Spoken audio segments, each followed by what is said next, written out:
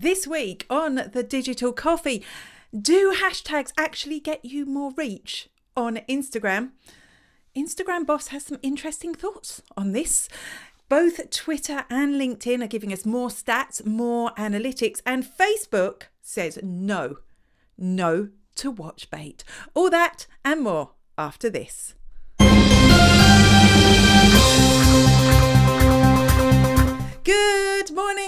Good morning, and welcome to the Digital Coffee. This is your weekly dose of digital marketing and social media news. My name is Amanda Webb. Thank you for joining me today. Before I get started, I've got something I want to tell you about. Tell me this. Do you miss meeting people in real life? I can't believe how much I missed meeting people in real life. So much so that when I went to Social Media Marketing World a couple of weeks ago, I talked so much I lost my voice, which is why I wasn't able to join you. I want to let you know about an event that is happening in Dublin. So if you're in Ireland, that's very easy for you to come to. If you're in the UK, check out the flights. They're very reasonable. On the 27th of April. This is a two-part event that is happening. In the morning, you can attend a workshop to learn how to use LinkedIn to get more leads and what to do with those leads once you get them. I'm teaching that along with the magnificent Louise Brogan. In the afternoon, there is a mini conference. Seats are limited to 60 people for this mini conference. We're running it in association with Atomic, and on that, you're going to learn how to grow your business. Not just with social media, we have a financial expert that will help you understand where your money's going in your business. And we're also headlining with the amazing Making Sang. Yes, Making, who I host my Twitter space with, is going to tell you how you can create FOMO about your business. So if you want to come to that, just drop me a little message or leave me a comment and just mention the event. I'll send you a link on details. The afternoon is just €50 plus that. So it's really affordable, and it would just be great to see some people again and see you all in real life. So hopefully you can come. Good morning to James, who is over on YouTube. Great to see you, James. Hopefully you'd be able to come to Dublin. It'd be great to meet you in real life too. And do let me know if you want to come to the event. Just say event or something like that in the comments. Hey, Simon, hopefully you can come. I think you're in Dublin, aren't you? Anyway, Meath. I think you're in Meath. Right, so tell me what's in your cup. Is it tea? Is it coffee? Do you want to just talk about the event more? No, you're here for the news.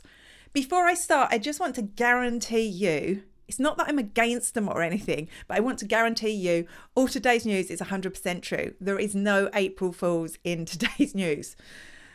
Maybe some of it might sound like it's an April Fool's, but no, it is all true.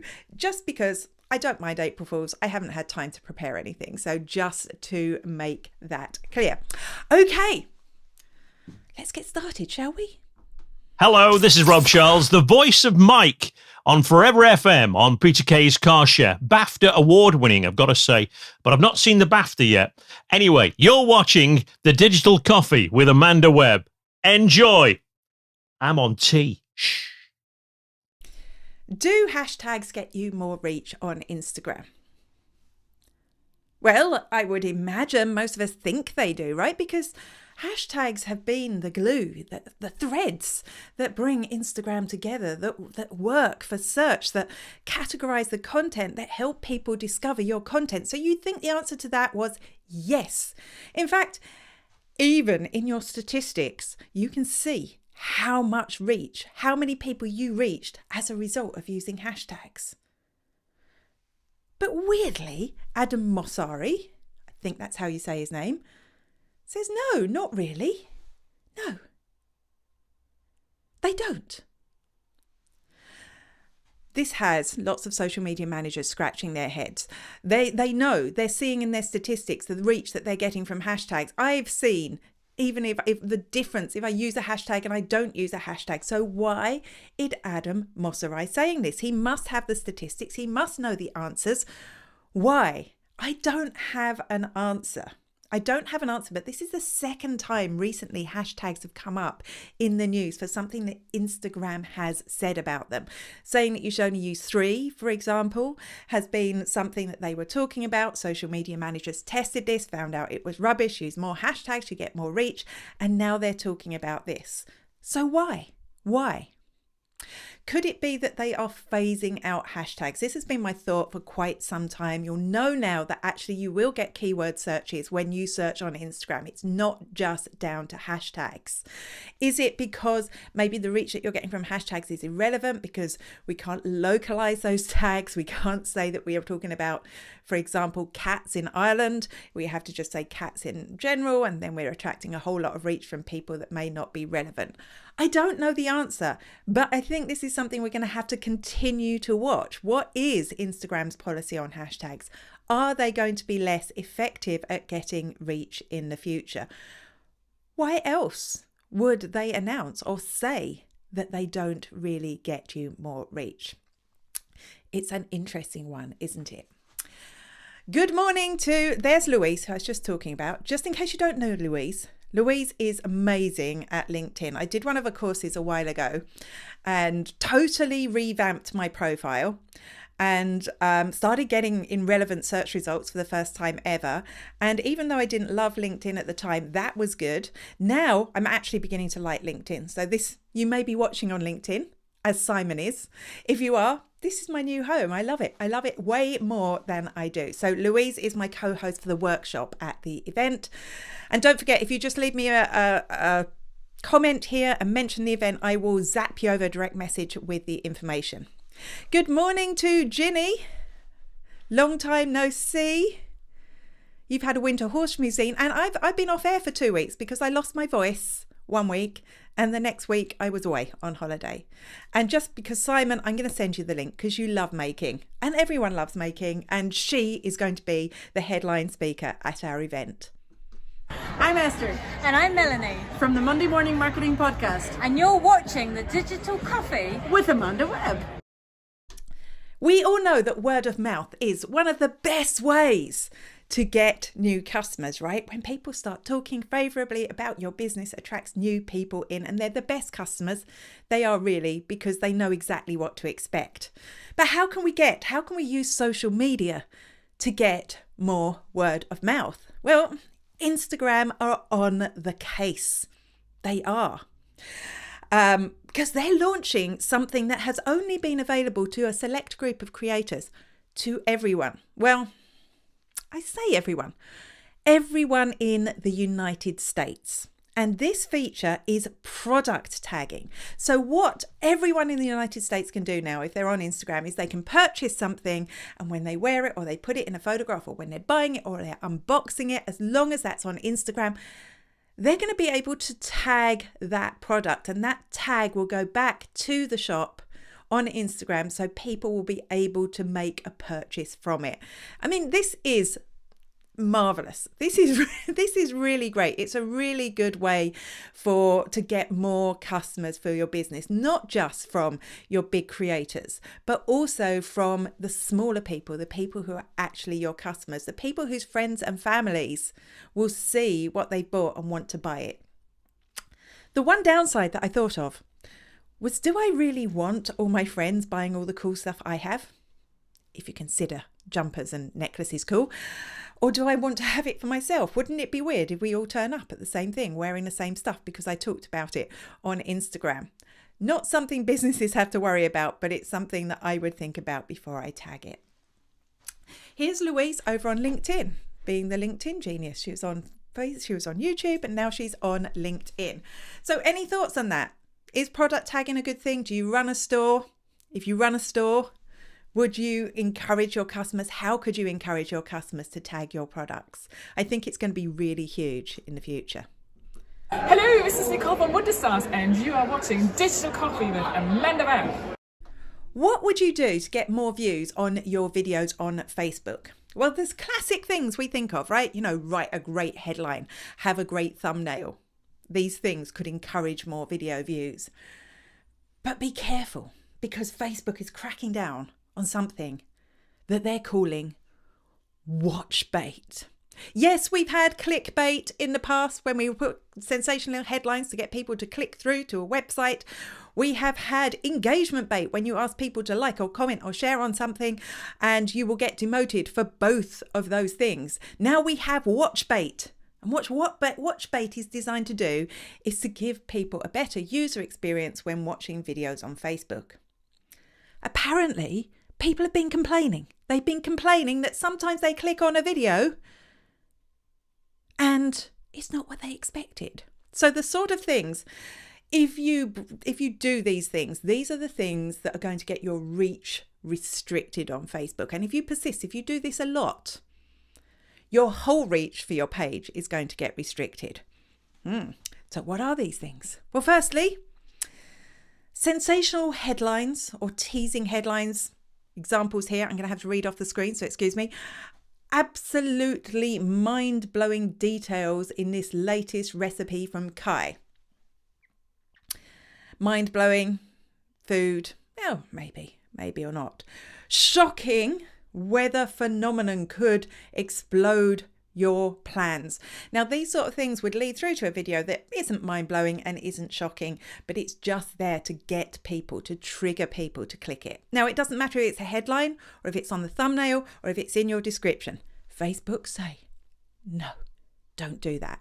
Also then, teasing. If you're teasing people, her reaction was priceless with some funny emojis. This is the worst way to wake up, with a funny emoji. And then his GF did this. Now, these are the sort of headlines I see popping up on YouTube a lot. But don't use them on Facebook. And particularly don't use them if it's not mind-blowing, if what his girlfriend did next wasn't interesting. Facebook will say that you're artificially getting people to watch your videos, and they don't want that. Let's see, we got a couple of comments coming in here, Louise. I like how the House app tags products in their app so you can find stuff for your house. You know, I haven't come across that app, but that's exactly how this Instagram thing, I mean, it already works that way that you can tag your own products, but now it's going to be other people doing it for you and not just influencers and creators. That's what I love. So yeah, I think that's really good that I'll be able to, I won't be able to because they don't have Instagram shops, but I could be able to tag things in my background here and you would be able to purchase them. You can see tagging working for influencers. So at the moment, a small amount of influencers have been able to use this. It's going to be new people. So yeah, absolutely. If you're working with a creator, it's a really good way to track their progress, to know whether they actually did anything that resulted in sales. I think that would be amazing.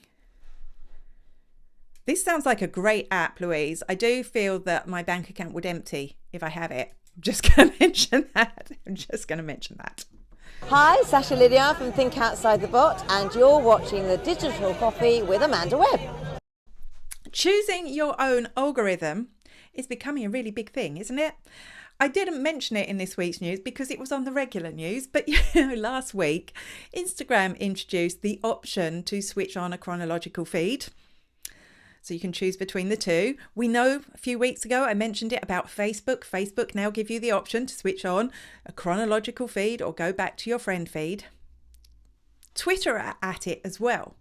You may, if you are a hardcore Twitter user like myself, you may know that on the mobile app you could already pin things so that you could swipe left and right to certain content, including lists, which was cool. It is cool. I use that function very often to go into the Twitter list that I am building. But now you're going to be able to pin a tweets from your favorite people.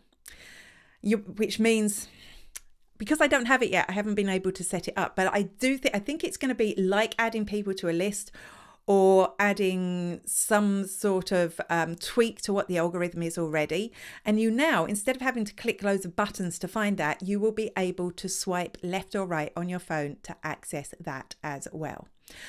I think this trend about choosing your own algorithms is an interesting one because so many people want it. I saw so many people excited about the Instagram algorithm change last week, or the fact that you could switch it off.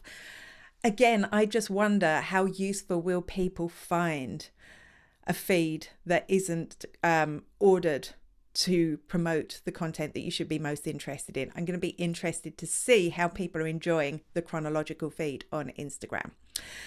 So this is for Twitter. You will be able to, every time you quit the Twitter app, it's going to revert back to the original feed. You will need to swipe each time, but it's going to be a trend we see so much more of in the future. Now, speaking of making, there's no Twitter space today because Making is teaching and I wasn't able to get a replacement this week, but I will have a replacement next week. So we'll be back on Twitter Spaces next week, and the following week, Making will be back with us. Don't forget to leave me a little message or a little comment there to tell me if you want to come to our event, and I will send you a link. This is Making Sang, first name Making, from the FOMO Creator, and you have been watching The Digital Coffee Show with Amanda Webb. If you have a company page on LinkedIn, do you have a company page on LinkedIn? And are you finding it valuable? Is it a really good way to connect to your audience? I think particularly for organizations where there's more than one of you involved, a company page is becoming more and more important. And of course, LinkedIn want us to have company pages, right? Right, don't they? Because if you have a company page, you can run ads. So the more people they convert over to using company pages, the better. You may remember that last year they allowed us to write blog posts, essentially articles, on our company page, just like we've been able to on a personal account for a long time. And now they're giving us newsletters. Yes, newsletters. Newsletters, which again are a trend we're seeing lots of this year. We know we've got them over on Twitter. You have them on your personal LinkedIn account, and people can subscribe to this. They get an email with your newsletter whenever you publish it. It's been phenomenal. People have been getting a great number of subscribers via LinkedIn to their newsletters very fast. And now you'll be able to do the same on your company page. Two things here. One, I think some people are more likely to subscribe to your newsletter via LinkedIn because it's trusted network. They trust LinkedIn already. So maybe they're a little bit more trusting of them than going via your regular network. Does make it a bit of a pain. You need to work out a way, if you've got a newsletter running already, is this a separate newsletter? Are you doing a separate newsletter on Twitter? Is there a way to bring them together? And the other thing I'm thinking is that it's all very well getting all those subscribers at the beginning, but you really have to deliver value, because I know I'm only subscribed to 3 or 4 of these newsletters and already they're cluttering up my inbox. Already I want to unsubscribe.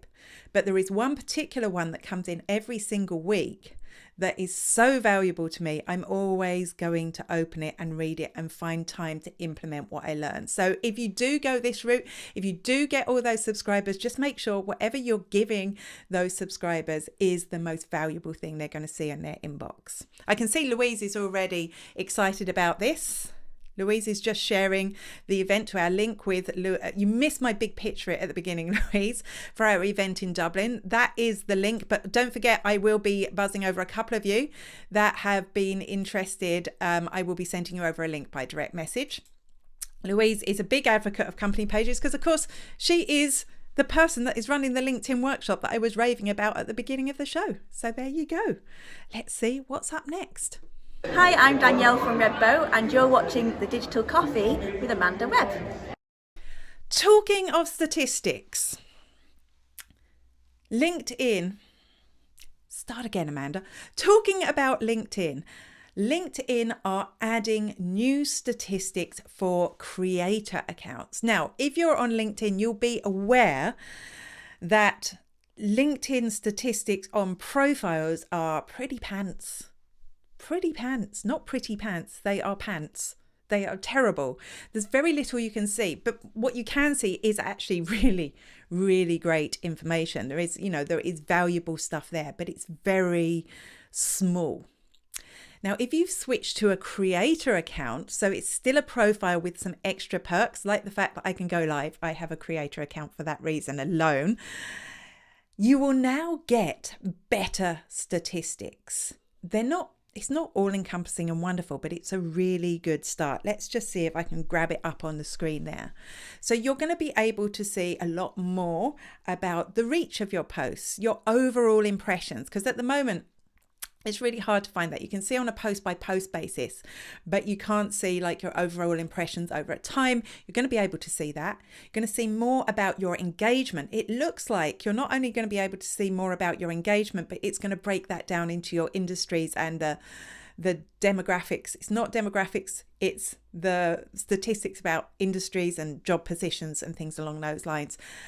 It's going to give you far more detail. And when you have more detail like this, it gives you the opportunity to tweak your content, to know which content is performing best for you, not just for your reach, not just for your engagement, but maybe a little bit more than that. So I think this is a really exciting development. It is the first time we've seen statistics on a personal account get better over a very long time. And like Instagram, I think this is just the beginning. I think we are going to see more and more from LinkedIn over the time.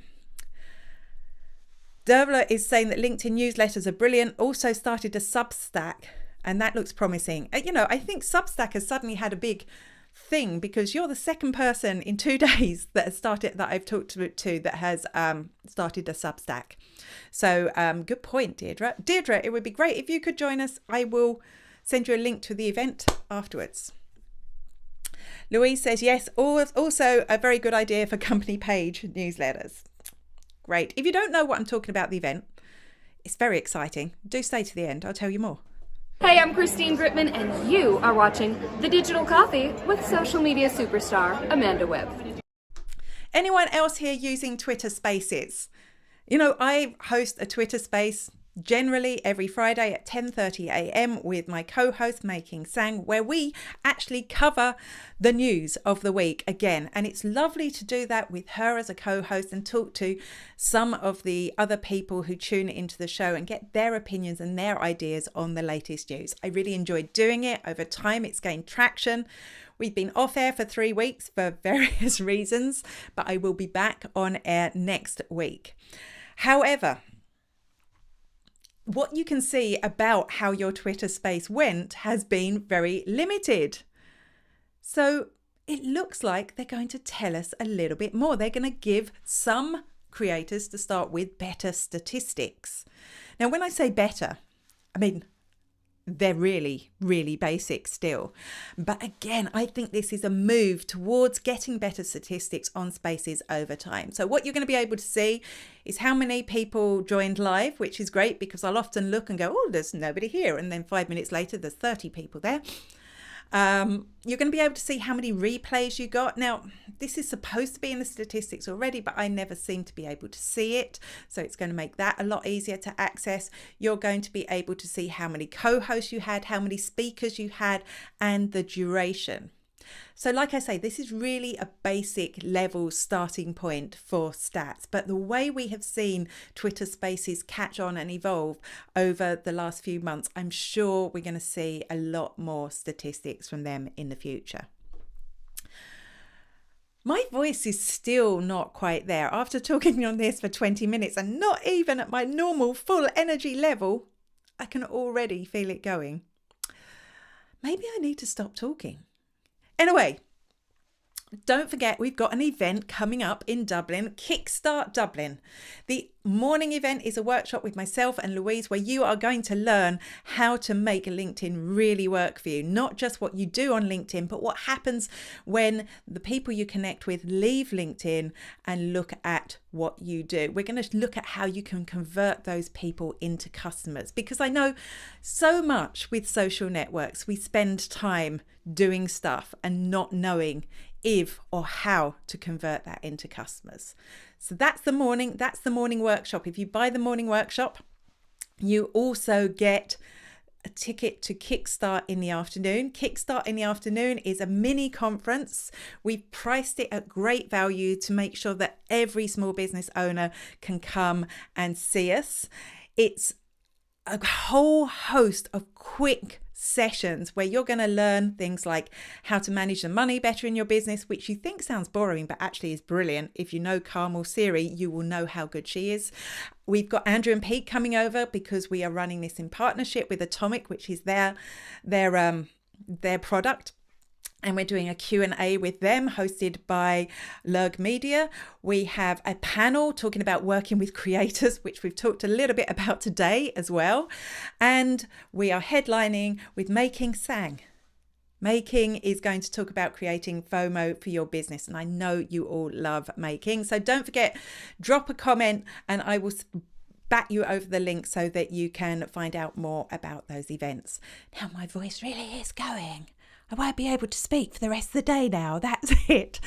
So thank you for joining me for the Digital Coffee. I will see you all same bat time, same bat place next week. Until then.